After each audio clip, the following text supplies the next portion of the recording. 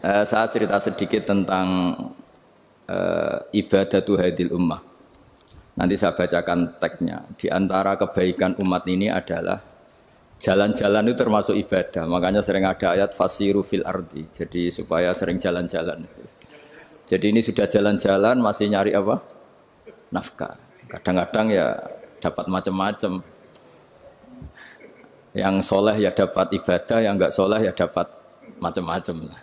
Tapi saya cerita yang soleh lah, yang enggak soleh itu enggak boleh dibicarakan itu ya. Rahasia. Saya ini lama di Jogja, ya tahulah kelakuannya orang-orang yang baik maupun yang setengah baik sampai. Ya semoga yang baik dilipat gandakan pahalanya, yang enggak baik diampuni. Tapi saya cerita sedikit. Di fikih kita, di kajian-kajian fikih kita memang ada istilah ini harus didengar karena ini ngaji dan sama status kita sama. Al-wasiyah ila ta'ah ya ta'ah, terus al-wasilah ilal maksiyah ya maksiyah. Jadi kalau kita jadi perangkat taat ya ibadah, kalau jadi perangkat maksiat juga maksiat. Sehingga di ilmu medis maupun di jasa online atau ojek atau apa, misalnya pertanyaannya kita pekerja paket profesional, boleh ndak ngantarkan paket narkoba? Ya jawabannya tentu ndak boleh, karena bukan masalah pekerjaannya, tapi yang diantar adalah sesuatu yang haram. Begitu juga boleh enggak ketika ada lelaki hidung belang tanya tempat mesum, kalau kamu menunjukkan berarti kan ikut berkontribusi. Ya kamu bisa meneruskan gimana hukumnya mengantar gitu misalnya. Nah, kiai juga sama sebetulnya. Kiai juga bisa dimanfaatkan orang yang macam-macam untuk kekuatan yang macam-macam. Jadi hukum ini sama, kamu tidak usah tersinggung misalnya. Kalau di fikih biasanya disebutkan menjual pedang pada begal juga enggak boleh karena digunakan yang tidak baik. Begitu juga misalnya apapun profesionalitas kita, misalnya paket, kita nganter ke paket yang apa? Paket ganja misalnya. Fikih ini harus kamu ketahui dulu sehingga hukum turunannya, ingat Allah misalnya, ini bisa kena. Kita tidak boleh ingat Allah dalam keadaan maksiat yang enggak diridani Allah. Karena mau tidak mau fikih ini hukum dasar. Sholat pun bisa kena semprit. Misalnya kita sholat karena tugas, bukan karena lillahi ta'ala. Makanya dulu itu ada guyonan Mas Wahyu itu. Ada imam dari masjid besar di negara sebelah. Tidak perlu saya sebutkan negaranya. Itu cerita, imamnya itu digaji 100 juta per bulan. Datang ke Surabaya gitu. Muadzinnya itu digaji 75 juta. Keren. Terus ngerti imam di Indonesia naik ontel, sudah watok naik ontel, nggak ada yang gaji. Musolanya jelek, terus sudah ada jepit, ada dia kerasan di musola karena sering dimaki-maki istrinya, sudah. Jadi itikafnya itu ya sambil menghindar itu, bukan. Makanya banyak masjid Indonesia itu banyak yang itikaf itu, karena di rumah ada betah. Sudah diomelin, nggak ada AC-nya. Sekarang masjid banyak AC-nya kan. Kamar mandinya juga gitu, di rumah sama di masjid bagus. Di masjid. Makanya pengurus masjid yang daerah-daerah sini sering cerita ke kita. Kudune ngising ning omah Gus mlayune maro masjid karena itu cerita. Indonesia itu negara yang enggak benar katanya.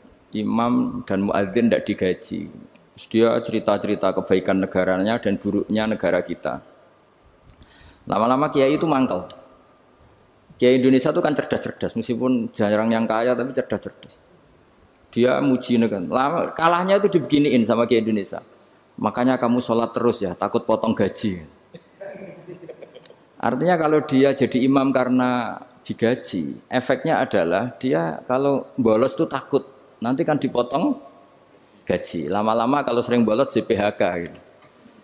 Artinya luar biasa Indonesia, imam itu tidak ada yang gaji tapi semuanya sholat istiqomah.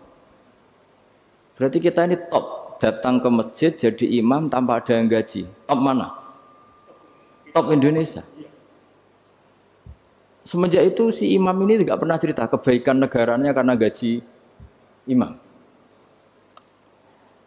Indonesia dalam bernegara selalu begitu.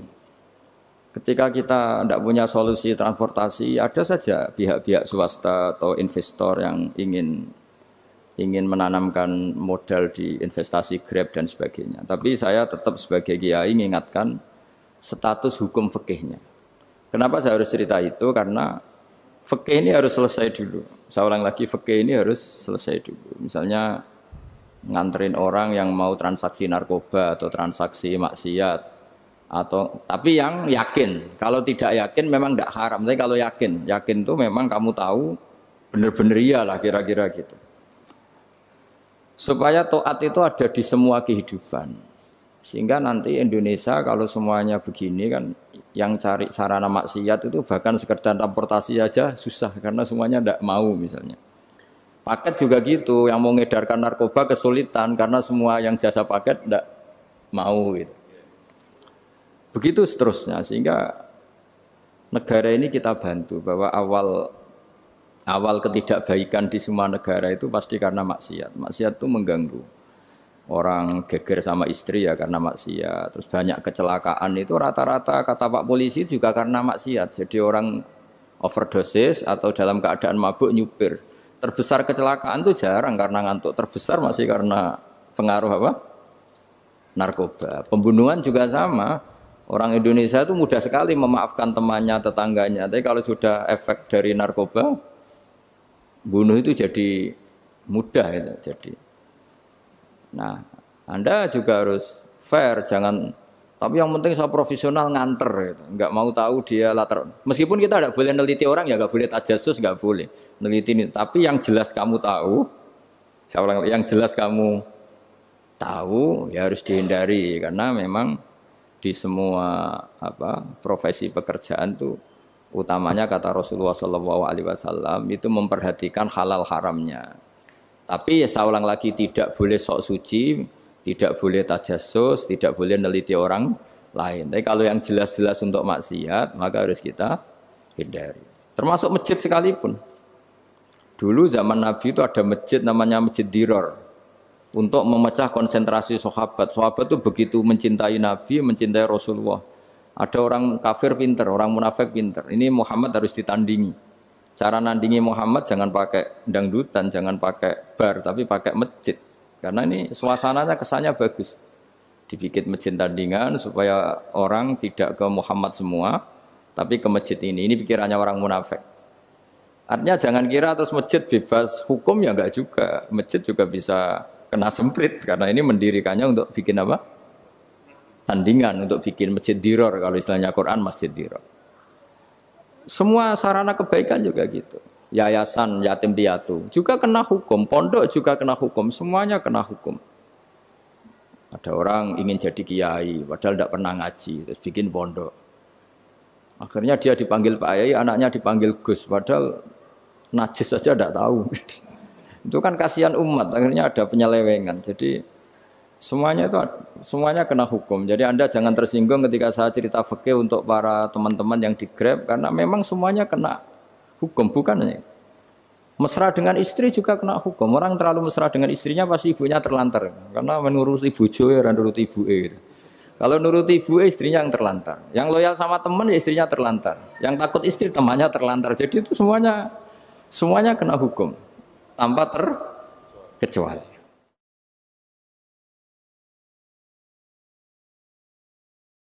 Nah, saya cerita sedikit tentang sholat karena orang-orang Grab ini banyak yang sholat, kemudian harus cepat-cepat. Dulu ketika sahabat punya imam yang lama sekali kalau sholat, sehingga si sahabat yang satu yang petani ini mufarokoh itu memisahkan diri, kemudian imamnya diselip. Itu boleh memang dalam fikih. Kamu niat mufarokoh dulu, mufarokoh itu niat bahwa kamu memutus hubungan dengan imam, kemudian meneruskan sholat sendiri. Singkat cerita dua orang ini berdebat, Mu'ad sama Ar-Ra'i yang penggembala ini. Kamu munafik, sholat kok meninggalkan imam. Terus yang satu bilang kamu keterlaluan, sholatnya lama sekali. Singkat cerita dua orang ini lapor ke Rasulullah SAW. Uniknya Nabi itu membenarkan yang petani tadi. Kamu Mu'ad, jadi masalah. Agama ini tidak boleh jadi problem. Kalau kamu ngimami orang, jangan lama-lama.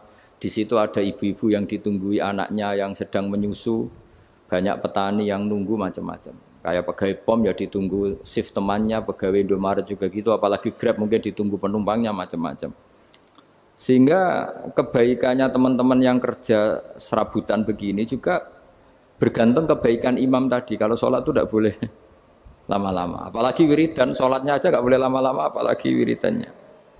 Nah, kadang-kadang orang ngira kebaikan tuh nggak ada sempritnya, ada juga. Sholat tuh ya disemprit sama Nabi. Kalau terlalu lama juga disalahkan karena nanti agama ini menjadi apa?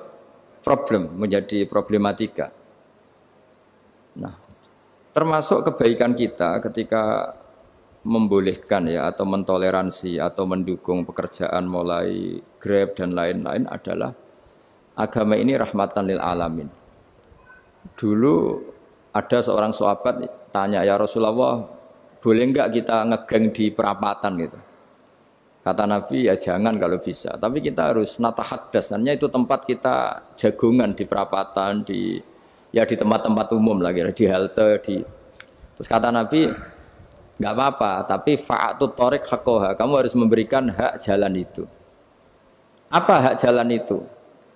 Satu, kamu amar ma'ruf, kalau bisa ya nahi mungkar, kemudian bikin suasana orang lainnya menjadi aman. Nah ini yang catatan. Kalau hitung saja, yang ikut Grab itu berapa ribu?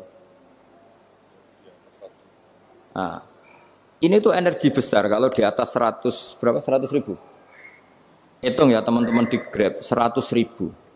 100 ribu ini kalau soleh semua, atau setengah soleh lah, kalau soleh banget keberatan ya soleh, setengah soleh. Itu ada, ini sudah saya pikir, ada kebaikan yang menyebar di seluruh Nusantara yang berjumlah 100 ribu, ini luar biasa. Ada kecelakaan dia menolong pertama, ada pemerkosaan menolong pertama, mungkin ada pencurian, ada apa. Maka kata Nabi, kamu kalau harus di jalan, itu kamu berkontribusi amar ma'ruf nahi mungkar. Saya sering ke Jogja karena saya mulai 98 di Jogja. Ya sering di terminal malam-malam. Saya ketika kecil itu sering diceritain orang nggak berani ke terminal ini banyak preman, nggak boleh ke terminal ini karena banyak preman. Ya mulai dari Sumatera, Jawa, hampir seluruh Indonesia. Kalau jam sekian sampai sekian sudah nggak berani karena banyak apa? Preman. Itu uniknya preman-preman itu selain dulu ditangani tentara dan polisi. Itu urusan negara ya kali itu dan kita ngapresiasi. Itu hilangnya yang permanen itu bukan saja ditangani ABRI dan polisi, TNI dan polisi.